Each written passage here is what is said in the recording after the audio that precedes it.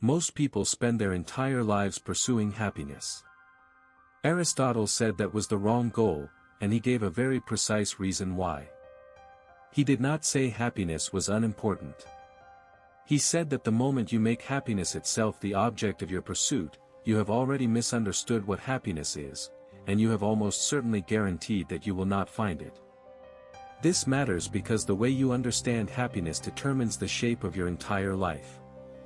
The goals you set, the choices you make, the way you measure whether your days have been worthwhile, all of it flows from your working definition of what a good life actually is. If that definition is wrong at the root, everything built upon it inherits the error. In this video, we will examine Aristotle's concept of eudaimonia, what it meant, why it was so carefully constructed, and what it demands of anyone who takes it seriously. Before we go further, if this kind of philosophy interests you, subscribe. We publish new videos every week on ideas that actually change how you think. Aristotle wrote the Nicomachean Ethics around 350 BC in Athens, and in the very first lines, at 1094a, he states that every art, inquiry, action, and pursuit aims at some good.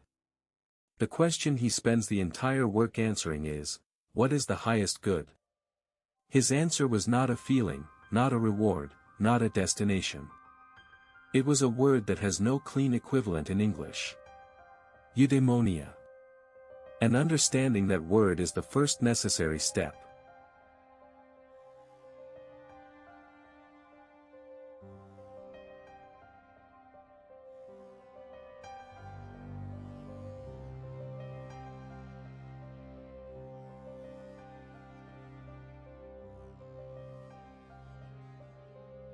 The word eudaimonia is almost always translated into English as happiness, and that translation, while convenient, is deeply misleading, because happiness in contemporary usage refers primarily to a subjective emotional state, a feeling of pleasure or contentment that arises in response to favorable circumstances.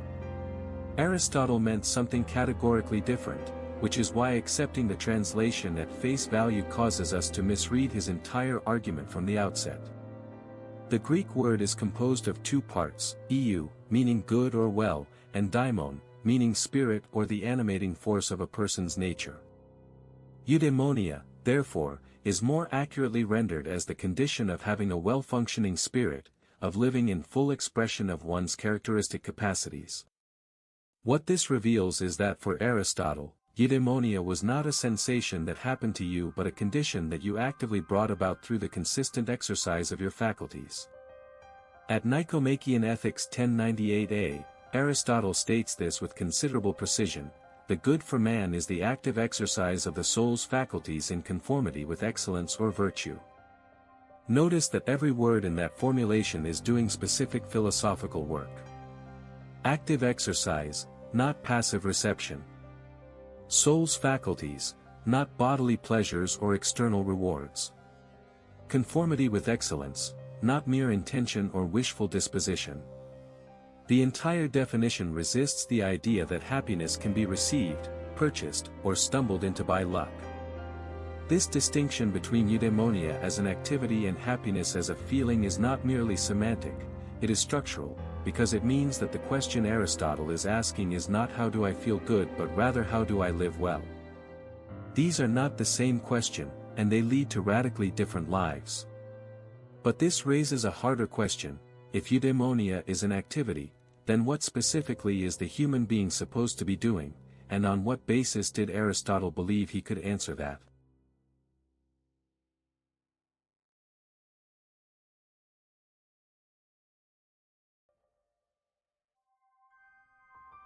To answer the question of what the good life consists in, Aristotle employs what scholars call the function argument, and it is one of the most structurally elegant, and philosophically consequential, arguments in the entire Western tradition. The argument begins from a simple observation, that things which have a function are judged to be good or excellent precisely when they perform that function well. A knife is a good knife when it cuts well. An eye is a healthy eye when it sees well. The excellence of anything is defined by its characteristic activity. Aristotle then applies this reasoning to the human being. At Nicomachean Ethics 1097b, 1098a, he asks what the distinctive function of a human being is, the activity that separates human life from the life of a plant or an animal. He rules out mere nutrition and growth, which we share with plants, and mere perception, which we share with animals, and arrives at his answer, the active life of the element that has rational principle. The function of a human being is the exercise of reason, and therefore the good human life is one in which rational capacities are exercised with excellence. This argument has been challenged by philosophers across centuries, and those challenges are not without merit. The move from descriptive function to normative ideal requires careful justification. However, what matters for our purposes is what the argument reveals about Aristotle's entire orientation. He is not asking what will make you feel satisfied, but rather what you are constitutively built to do, because his conviction is that these two questions ultimately converge. The life in which you exercise your highest capacities most fully is, in the long run, the life that is most worth living. What Aristotle said next, however, contradicts what most people assume, because naming reason as the human function does not yet tell us what virtue is, or why Aristotle insisted that virtue alone was not sufficient.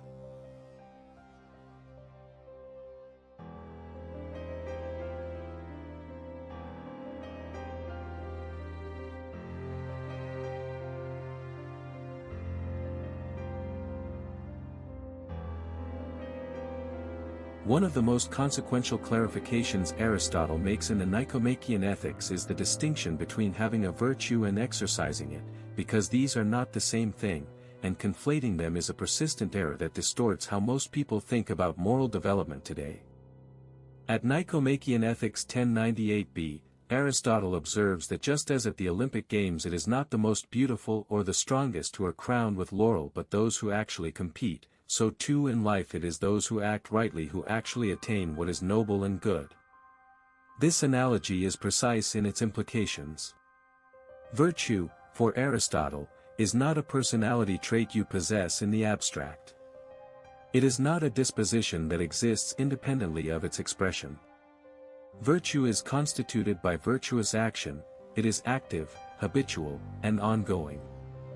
The courageous person is not simply someone who lacks fear in some inner disposition but someone who faces the appropriate fears in the appropriate circumstances in the appropriate measure. The just person is not one who holds justice as a private conviction but one who consistently enacts just relations with others. Virtue is inseparable from its exercise. Furthermore, Aristotle argues that virtue is a matter of habit, in Greek, ethos, from which we derive ethics itself. At 1103b, he states that the virtues we get by first exercising them, just as we become builders by building and musicians by playing instruments. This means that moral character is not inherited, not discovered through introspection, and not granted by insight alone. It is constructed through repeated action, which means it can also be constructed wrongly, and once a pattern of action is habituated into character, it becomes increasingly difficult to alter. Yet even granting all of this, that virtue is active, habitual, and constructed, Aristotle introduces a further complication that most readers overlook, one that concerns the relationship between virtue and something higher still. What he said about contemplation contradicts the comfortable idea that a life of active civic virtue is the highest life available to a human being.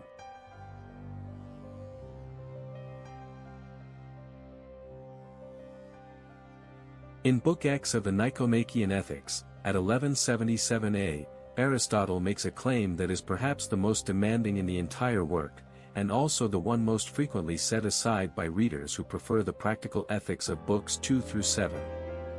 He argues that the highest form of eudaimonia is not the life of virtuous civic action but the life of contemplation, the sustained, self-sufficient exercise of the intellect directed toward what is highest and most eternal. This is the bios theoreticos, the contemplative life, and Aristotle places it above even the life of the practically virtuous statesman or general. His reasoning is consistent with everything that preceded it. If eudaimonia is the activity of the soul in accordance with its highest excellence, and if the highest faculty of the human soul is the intellect, nous, then the most complete form of eudaimonia must be the fullest exercise of that faculty, which is not practical deliberation about contingent affairs but theoretical contemplation of what is necessary and eternal. Aristotle explicitly states at 1177b that such a life would be too high for a human being in so far as he is merely human, meaning that in contemplation the human being participates in something that transcends ordinary human nature. This creates a genuine tension at the heart of the ethics, because Aristotle also spends 9 books describing the virtues of the active life, courage, justice, temperance, practical wisdom, and praising the life of political engagement and friendship. The resolution he offers is that most human beings, being embodied and social creatures with material needs and civic obligations, will live the second best life, the life of active virtue in community. But the best life, if the conditions for it can be achieved, is the life in which reason turns toward its own highest objects. What this reveals is the full scope of Aristotle's ambition. He is not offering a self-help program. He is articulating a hierarchy of human existence. But this raises the most practically urgent question of all: what does any of this mean for how an ordinary person, living in ordinary circumstances, is supposed to orient a life?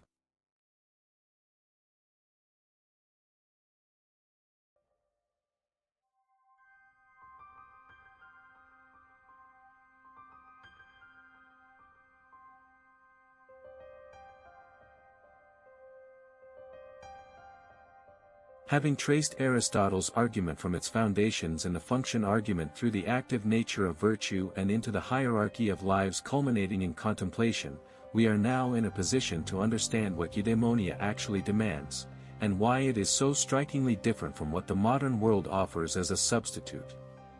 The modern substitutes are well known: pleasure accumulation, goal achievement, social validation, the feeling of contentment. Aristotle would not have dismissed these as worthless. He would have identified them, precisely, as incomplete goods, things genuinely worth having but radically insufficient when mistaken for the highest good. The practical implication of eudaimonia, understood correctly, is that the question you must ask yourself is not "Am I happy?" because that question directs your attention inward toward a transient feeling, but rather "Am I living in accordance with my highest capacities, and am I doing so habitually and consistently?" This is a harder question to answer and a harder standard to meet, which is part of why it has been forgotten. It demands not an examination of your emotional state but an examination of your activities, your habits, your relationships, and the objects to which your attention is directed on a daily basis. Aristotle also understood that eudaimonia cannot be assessed in a single moment or even a single year. At Nicomachean Ethics 1098a, he quotes the proverb that one swallow does not make a spring, and extends it: one day or a short time does not make a man blessed and happy. Eudaimonia is a property of a whole life, not a single episode, which means that the proper unit of evaluation for a human life is not today but the arc of a life examined in retrospect, which in turn means that every habitual choice you make today is either building or eroding the kind of life that will be worth having lived. Finally, Aristotle insists on the role of what he calls phronesis, practical wisdom, as the master virtue that integrates all the others. At Nicomachean Ethics 1144b, he argues that it is not possible to be fully virtuous without practical wisdom, because without it you cannot reliably perceive what virtue requires in the specific, concrete circumstances of your life.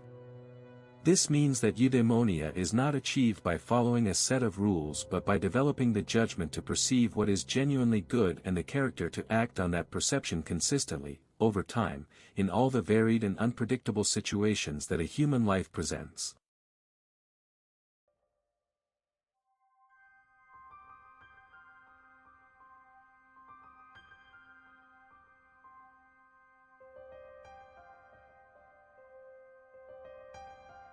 What Aristotle constructed in the Nicomachean Ethics was not a theory of pleasant feelings but a rigorous account of what it means for a human being to function well, and his central insight, which runs from the first book to the last, is that eudaimonia is not something that happens to you but something that you enact, through habit, through virtue, through the sustained exercise of reason directed toward what is genuinely worth knowing and doing.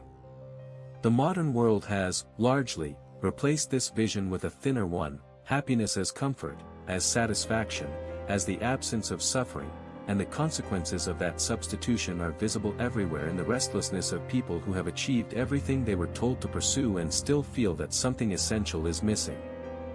The practical implication is this: if Aristotle was right, then the most important question you can ask yourself is not whether you are happy but whether the activities that constitute your daily life are worthy of the capacities you possess. Aristotle spent a lifetime studying what it means to live well. The least we can do is spend 10 minutes thinking about it. Subscribe if you want to keep thinking.